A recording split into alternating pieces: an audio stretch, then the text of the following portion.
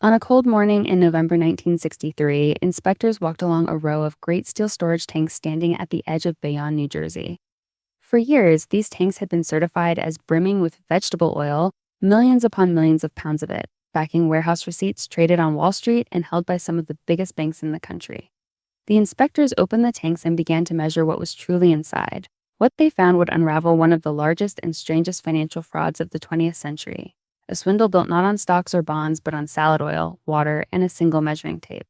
How could the smartest financiers in America be fooled by a tank farm in New Jersey? The man behind those tanks was Anthony Angelis, known to nearly everyone as Tino. Born in 1915 to Italian immigrant parents in the Bronx, he grew up in the rough and tumble of the New York food trade, dealing in meat, poultry, and eventually fats and oils. Colleagues remembered him as small, quiet, and relentless, a man who worked punishing hours and trusted almost no one outside his own family. Long before the Great Fraud, his name had already surfaced in official inquiries into mislabeling and questionable shipments. None of it slowed him. By the late 1950s, Tino Angelis had set his sights on a bigger, more liquid commodity, vegetable oil. Around 1957, Angelis founded Allied Crude Vegetable Oil Refining Corporation and leased a sprawling tank farm along the Kilvan Coal, the tidal strait beside Bayonne. From here, he shipped cottonseed oil, soybean oil, and peanut oil to food makers across the country. To finance his growing trade, he turned to an old and respected instrument, the warehouse receipt. A receipt was a promise in writing that a certain quantity of goods sat in a certified tank waiting to be sold. With receipts in hand, Angelis could borrow millions from banks, sell futures on the exchanges, and command credit that dwarfed his actual worth. He needed only one thing to keep the machine running: certificates that the oil was really there. The banks demanded proof, and Angelis supplied it through one of the most trusted names in American business, American Express. Its field warehousing arm stationed inspectors at the Bayonne tanks. These men were supposed to certify, with measuring tape and dip, exactly how much oil each tank held. Their certificates backed the receipts, and the receipts backed the loans. As far as the lenders knew, the system was ironclad. But the inspectors at Bayonne had been turned. Angelis and his lieutenants bribed them, month after month, to write down figures that bore no resemblance to the truth. The certificates looked perfect. The oil they described did not exist. The deception itself was breathtakingly simple. Vegetable oil is lighter than water, and it floats. So Angelis filled his enormous tanks almost entirely with water, then poured a shallow skin of oil on top. When a cooperative inspector lowered his measuring tape, it sliced through a layer of genuine oil and recorded a tank that was, to all appearances, full to the brim.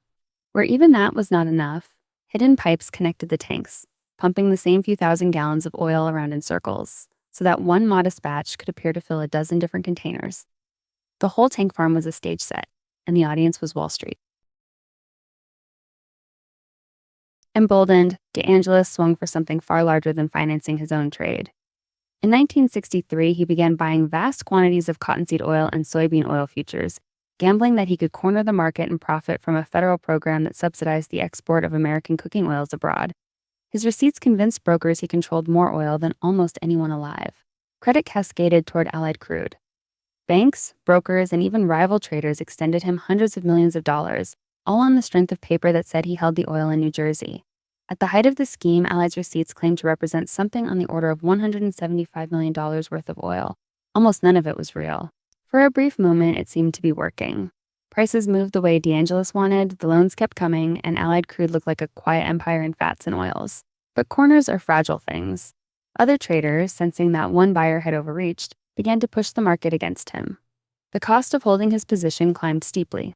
Margin calls arrived, demanding cash that Allied simply did not have.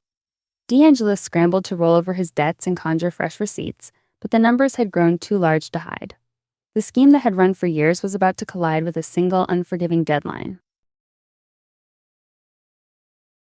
On the morning of November the 19th, 1963, it ended. Unable to meet his obligations, Angelis agreed to a liquidation, and Allied Crude slid toward bankruptcy. Word reached the banks and then the inspectors who had not been bribed. They went to the Bayonne tanks determined to settle the question once and for all. When they gauged the contents, the figures were absurd. Where receipts promised millions of pounds of oil, there was water, sludge, and only a thin residue of the real thing. The total oil actually on hand was worth on the order of $6 million, against paper claiming nearly 30 times that amount. The losses struck some of the most respected institutions in American finance. Brokerages failed. Two firms, Ira Hopt and Company and J.R. Willingham and Company, collapsed under their exposure to the fraud. And at the center stood American Express, whose warehousing subsidiary had vouched for oil that was not there. The company faced claims of tens of millions of dollars, and its share price was nearly halved as investors fled. There was, however, almost no one left to notice the news. 3 days after the tanks were opened, the President of the United States was shot in Dallas, and the salad oil swindle vanished from the front pages within hours. Once the country's grief over Dallas began to ease, investigators returned to Bayonne. Subpoenas followed the paper trail through banks, exchanges, and the tank farm itself. The bribed inspectors were identified and charged. Auditors reconstructed how a relative handful of men had fooled dozens of lenders for years using little more than water and a measuring tape. American Express, fighting for its name, eventually settled with creditors and absorbed losses reported in the tens of millions. A young investor in Omaha named Warren Buffett, believing the company's reputation would outlive the scandal, bought heavily into American Express stock. He was right, and the brand survived. The tank farm did not. For Tino de Angelis, the reckoning came in federal court. In 1965, he pleaded guilty to charges of fraud and conspiracy against the United States, schemes that had defrauded banks, brokerages, and ultimately the investing public. The judge sentenced him to 10 years in prison. He served roughly 7 of them before his release on parole in the early 1970s. Stripped of his fortune and barred from the world that had once lent him hundreds of millions, he retreated into a quiet, diminished life. He reportedly died in the 2000s, old and largely forgotten, the last chapter of a man who had briefly convinced Wall Street that water was oil. The salad oil swindle left deep marks. It exposed how completely the warehouse receipt system had been trusted on faith, and how easily that faith could be bought for the price of a bribe. Auditing standards tightened. Commodity exchanges rewrote their rules on margin and on the use of warehouse receipts as collateral. The case is still studied today as a lesson in what regulators call physical commodities fraud, the art of pretending that something solid and valuable sits inside a sealed container when it does not. And it remains a humbling reminder that the most elaborate frauds often rely on the simplest prop. Today, the old tank farm at Bayonne is long gone, replaced by the ordinary machinery of a working waterfront. But the record survives in court files, in the archives of the New York exchanges, and in the balance sheets of the banks that once believed they held a fortune in cooking oil. If you go back to those first frantic days of November 1963, the question the inspectors carried to the tanks was a simple one. How much oil is really in there? The answer, when the measuring tape finally told the truth, was almost none. And the man who had filled the tanks with water had, for a time, made the whole of Wall Street swallow it.